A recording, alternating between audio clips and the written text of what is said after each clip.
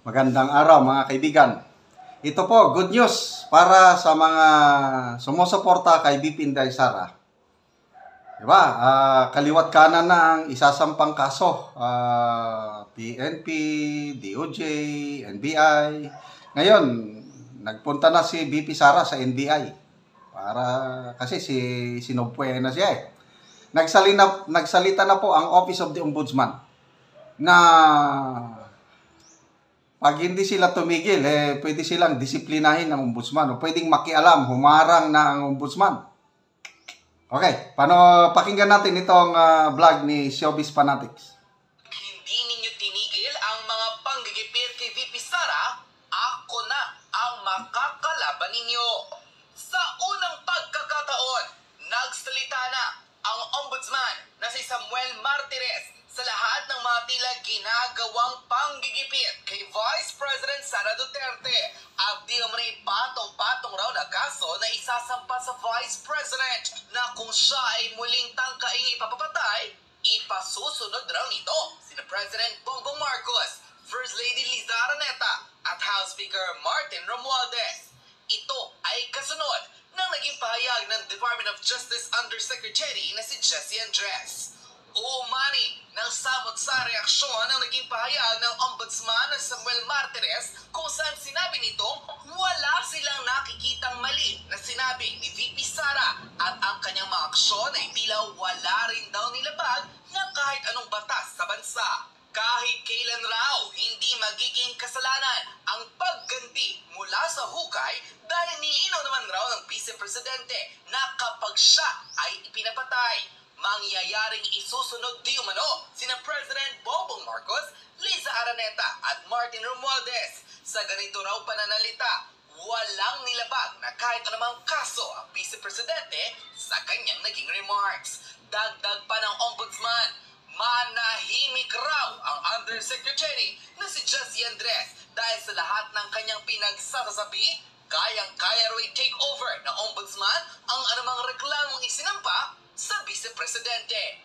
Ngunit ayon mismo sa ilang mga law expert, malinaw na political harassment ang ginagawa sa Vice President dahil alam nilang ito ang isang malaking tinik sa kanilang ambisyong manatili sa pwesto. Panoorin ang full video kung saan umani ng samot-saring reaksyon ang naging pahayag ng Ombudsman na si Samuel Martires kung saan sinabi nitong walang magagawa ang Department of Justice, ang House of Representatives, maging ang NBI kapag siya na ang nagpatigil ng mga investigasyon sa di umanay reklamong isasampa kay Vice President Sara Duterte. Narito't panoorin ang full video. And the Ombudsman also has authority to do its duty, to discipline, and to take necessary measures to deliver on its mandate as the investigator of all government, high-ranking government officials. So it is within the authority of the Ombudsman to act on this matter as well. I would advise Josec Andres to shut up. Stop talking about the case, because one of the powers of the Ombudsman is to take over the investigation of a case of any government investigative agency at any stage of the proceedings. Ayan mga kababayan. Diba? Shut up! Sabi niya sa DOJ Undersecretary. Galing. Kasi salita sila ng salita eh. Constitutionally mandated ang ombudsman to take over any case of high government official. So, kasama na yan si VP Sara. Pwede sila galing. Nagsalita rin ang ating ombudsman. Sir Martires, maraming salamat po sa iyong komento, sir. At sa mga hindi po nakakaalam sa mga nangyayari ngayon, ang ombudsman po ay nagkomento na. Sinabi mismo ng ombudsman natin na wala silang nakikita na dapat imbestigahan ang Vice Presidente. At pinaalalahanan niya din yung retired justice, the head ngayon ng NBI or National Bureau of Investigation, to please shut up. At eto pa, sinabi din ng ating ombudsman na pwede din nilang ipatigil ang nangyayaring investigasyon dyan sa Kamara. Kaya ngayon ang nakikita ng ombudsman, wala namang dapat imbestigahan at dapat ikaso sa Vice Presidente. Kaya nilang i-take over ang isang kaso as long as it is related sa trabaho ng Vice Presidente. Grabe mga kababayan, no? Ngayon natututo tayo. Ganun pala kamakapangyarihan ng ating ombudsman. Okay? Ang galing. Ngayon ko lang din nalaman. Nababayaran ng pera.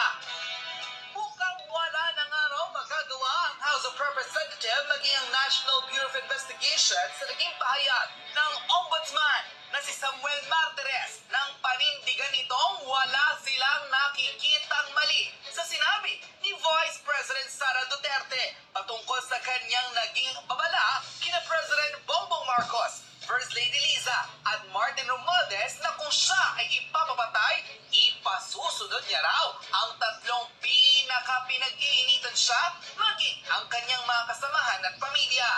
Sa naging pahayag ng Undersecretary ng DOJ, tila sinabi nilang dapat raw mangialam ang ombudsman o disiplinahin nila ang mga naging aksyon ng Vice Presidente.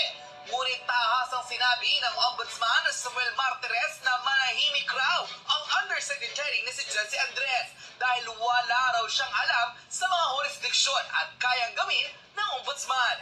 Ayon kay Martires, may kakayanan ng ombudsman na kunin ang lahat ng mga kasong isinampa sa Vice President at sila mismo mag-imbestiga. Kasama rito ang ginagawa ng Quadcom ng House of Representatives sa di-umunay alleged na confidential fund misuse na nangyari sa Office of the Vice President maging sa Department of Education.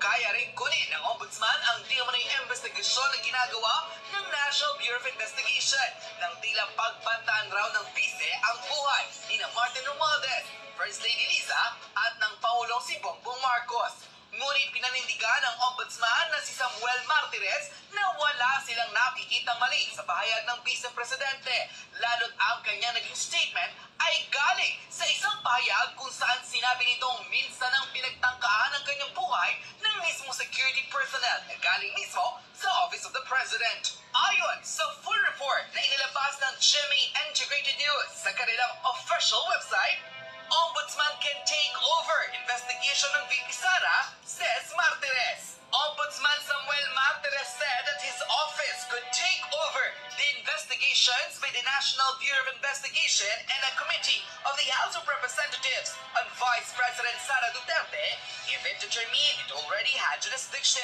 Martires said after Justice Undersecretary Jesse Andres remarked that the Ombudsman had the authority to discipline and investigate government officials in the context of Duterte's alleged threat against President Ferdinand Bongbong Marcos Jr.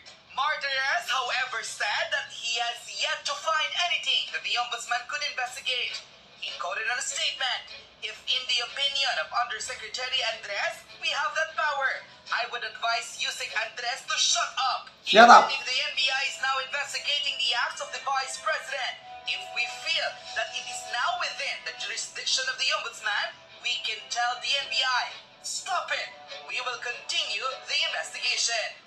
Martires said that the Ombudsman could investigate if the threats were made in the course of her duties as Vice President.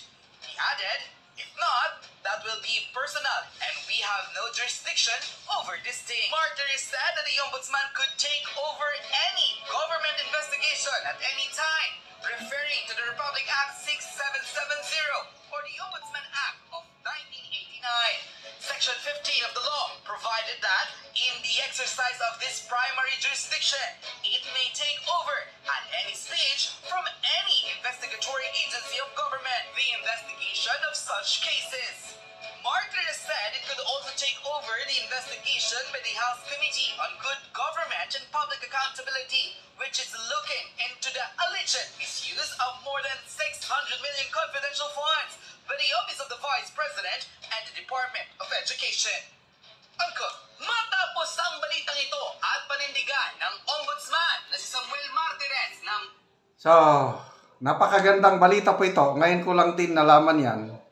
Yung batas na nagsasabi, ang Ombudsman can take over any investigation anytime. Basta nakita niya nga nasa mandato niya, pwede niyang ipatigil yung ginagawa ng NBI, DOJ, pati Congress, so ombudsman na. So, mas maganda kung sa ombudsman dahil makakuha tayo dyan ng patas na investigasyon.